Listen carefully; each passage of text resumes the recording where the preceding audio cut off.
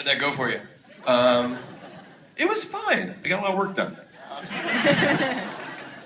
And how did your wife feel about it? I mean, since you brought it up. Yeah. She was somewhat proud for the first 2 weeks. Did she notice? No, she asked. She didn't notice. No. We've been married for like 11, 12 years, so she's not going to notice. I don't know what that means, really. It means she's not going to notice anything. I can shave my head, she's not going to notice. So yeah, the subtlety is gone. We just ask each other stuff. But do you find that people are having conversations that maybe they wouldn't have had or wouldn't have wanted to have? And are they blaming you? Like, what's going on? Well, I think having a conversation after a movie is a good thing. I like movies where, as I'm leaving the theater, I turn to the person next to me and say, like, well, but what did you think of that? And is that part true, or is that part, does that, all those conversations, to me, kind of are the point of telling a story in the first place, is to spark conversation and communication. So yeah. Are people reporting back to you on conversations they've had? You just did. Yeah, too much, apparently. Everyone's super uncomfortable now. And you were in 500 Days of Summer. Well, don't start applauding because I'm going to implicate you in 1 second. And I interviewed you a while ago. You can applaud for 500 Days of Summer. I really enjoy that movie. But when I interviewed you a couple years ago, we talked about this. And this movie is clearly talking about both romantic comedies, or the idea of this kind of objectified romance that we've been pummeled with in society, and the pornography we're pummeled with, not just in porn, but in billboards and everywhere else. So a lot of people watched 500 Days of Summer and had a reaction to it where they just thought it was a sweet romance, that there wasn't all this projection going on. And so how did you, that's not what you expected when you made the movie, I assume. Well, you can never necessarily account for how others will interpret a movie, and that's, I think, part of what's beautiful about making a movie is different people make different things out of it. But yeah, for me, one thing I always hear, not always, but from a lot of people about 500 Days of Summer is, how could she have left him? He didn't deserve that, and what's wrong with her? And he was so nice. And, I think that it's tricky, 500 Days of Summer, because it's like this. It's told from the point of view of the protagonist. So you're being told a story by an unreliable narrator. Right.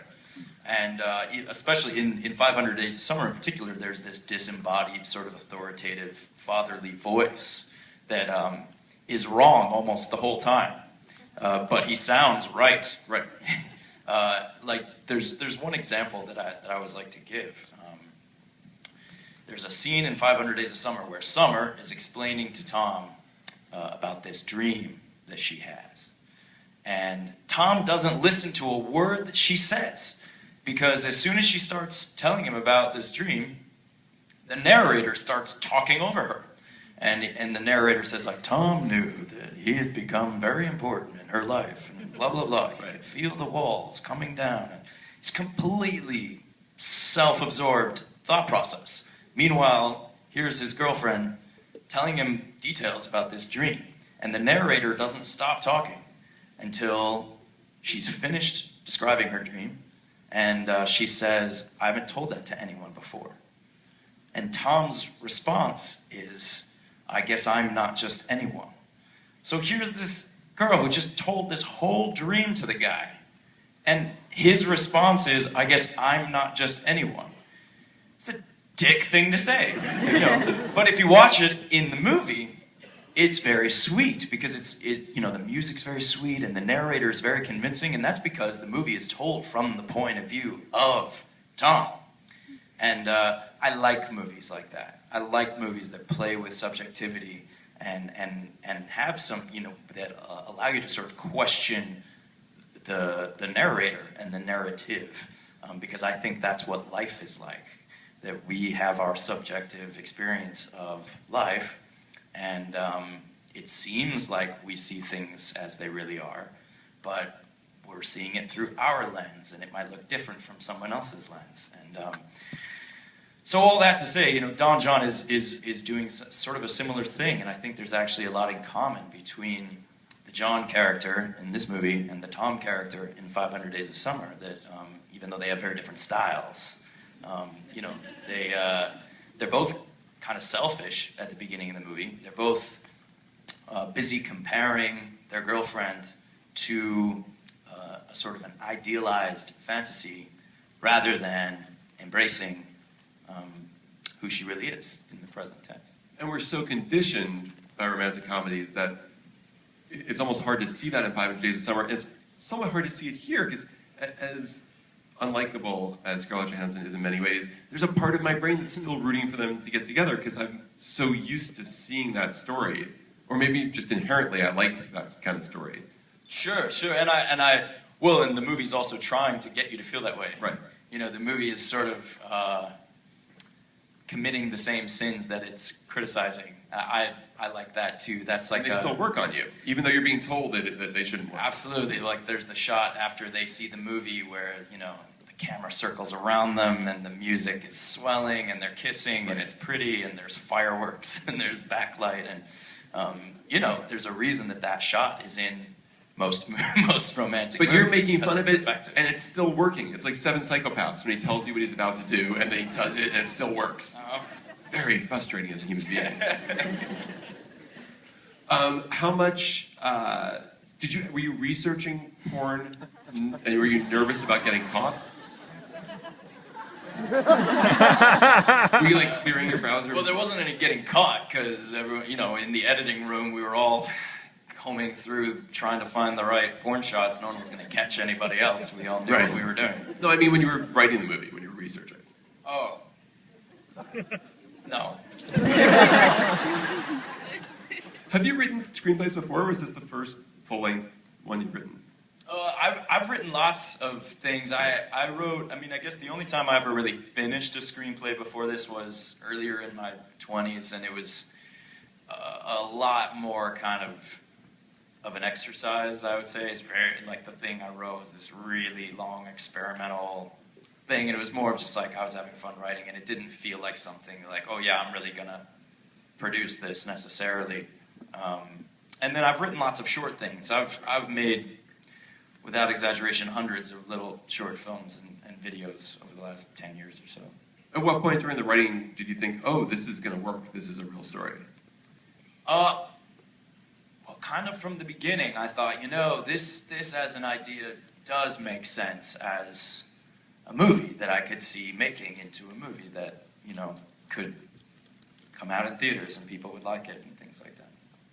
Was it, well, we're going to take questions from the audience that are far better than my questions. I personally, I don't know how you feel, I would love if they're about either this movie or the topic of this movie, like porn. Is that the topic of this movie? It was for 6 hours with my wife. No, any topics of this movie. Yeah, I'm not going to ask you to summarize that because the movie's about a lot of things. But do we have people lining up? I'm not used to lights, apparently. Yeah. We have the mic right here, so if we can get only 6 people with their questions. Does anyone have a question? Can I we have 1 person. We have 3 people. Can I just say real quick? 4. Keep us updated on those numbers. Okay, we have 6 people, 6 okay. questions. Sorry, just real quick. I was born and raised in LA, and this is a fucking cool movie theater to be in. I remember seeing Star Trek Part 4 with the whales in this movie theater with my dad, and it makes me really happy to be here like this, and it's special for me that you guys came and we're watching it in the Dome, so thanks for coming tonight. Did you sneak back into the Dome to see people watching the movie? I did, yep. Did you do it today or earlier? I was right over there. Were you really? Were you hoping people reacted at the moments you hoped they reacted to? Sure. Let's be hard. All right, how many are we up to? What's the number? What's the current count? Still at 6? Okay. So let's start with 1. Is it okay? All right. Okay, first of all, the fact that I'm talking to you right now is a huge It's like the coolest thing right now. Right on, bro. Right on. Wait, I think he's I've been a talking huge about fan of yours since Angels in the Outfield. I mean, Oh God. Tony Danza. Tony Danza. with Tony Danza. My question is, where did you get like the inspiration to do this? I mean, was it like you were, I don't know, watching porn one day? Like, you know, I want to write a story about, well, not only about porn, but maybe like more psychologically, or how did it come about? Well, it came about actually from, I've thought a lot about media my whole life. Been working as an actor since even before Angels in the Outfield. And yeah, if there, in the porn equation, to be perfectly honest, I probably identify more with the girl on the screen than the guy watching. Because I think it's true that in our culture there's sort of an odd divide between people who are on TV and in movies and people who watch TV and movies, and I think it's a false divide. But it's very reinforced. It's a story that gets told over and over and over again with, like, you know, things like celebrity genre stuff and whatnot, and people get treated like things more than like people. And I don't think it's actually exclusive to actors or celebrities or whatever. I think it's actually something that everyone experiences. That we all sort of have a tendency to put each other in boxes and put labels on those boxes. And it's something that I've grown really acutely aware of. It's something I see everywhere I go. And so I wanted to tell a story about it and use this metaphor of a guy watching pornography seemed like kind of the most extreme example in a really visual and sort of cinematic way to show this, you know, our protagonist objectifying these people on this screen, and there's no connection there. There's no interaction, and that's no way to you know, get off. Like, I mean, it's one way to get off, I guess, but you know, it's very different than what I would call love. And so that's why, you know, you also see romantic comedies in the movie, and you see TV commercials, and the opening credits is a big montage of all kinds of media, is because I'm sort of using media as a jumping off point to talk about how we do or don't connect with each other. That was, to answer your question, kind of the beginning of the story that I wanted to tell. One of the first things I saw you do that really caught my eye was you shot this video where you interview a paparazzi. Yeah. Which is a little bit of what you're talking about. Now, have you all seen this on YouTube or wherever? It's amazing. Oh, thanks. Yeah, this guy is just kind of like yelling at you and attacking you, and instead of like yelling back or ignoring, you just tried to engage him as a human being, which he hated. He was really uncomfortable with that, and it's startling to watch. That was like more than 10 years ago that I shot that and cut it together. Yeah, it's called Pictures of Assholes, if you guys are curious to look it up. That was his words, it wasn't my words. All right, we're still at 7.